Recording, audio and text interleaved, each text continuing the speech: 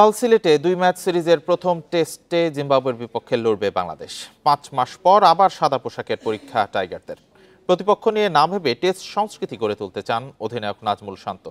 আর স্বাগতিকদের হতাশ করতে মুখিয়ে জিম্বাবুয়ে অধিনায়ক ক্রেইগ আরভিন। ম্যাচ শুরু হবে কাল সকাল 10টায়। বান্ডেল থাকলে প্রতি সেনমানিতে টাকা বাঁচবে। বিকাশ সেনমানি বান্ডেল কিনে জিতুন প্রতি লেনদেনে। জিতলে প্রশংসা পাওয়ার সুযোগ নেই বললেই চলে, হারলে রাজ্যের সমালোচনা। জিম্বাবুয়ের বিপক্ষে খেলার বিপদটাই এখানে। বাস্তবতার বিচারে শক্তিতে এগিয়ে বাংলাদেশ, তবুও ভয় টাইগারদের ধারাবাহিকতার যে বড্ড অভাব। 2018-তে চেনা প্রতিপক্ষের সাথে সিলেটে টেস্ট হারের দুঃস্মৃতি স্বাগতিকদের জন্য সতর্কবার্তা।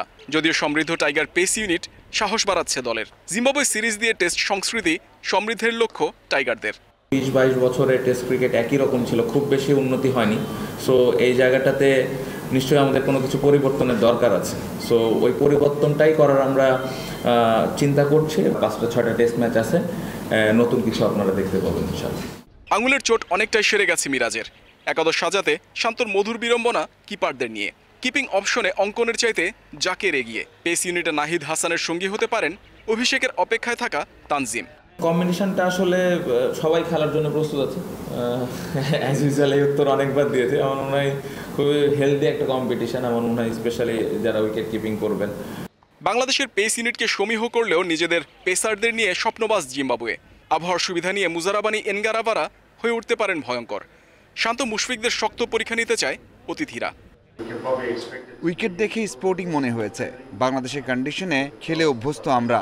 আশা করি ম্যাচ প্রতিদ্বন্দ্বিতাপূর্ণ হবে।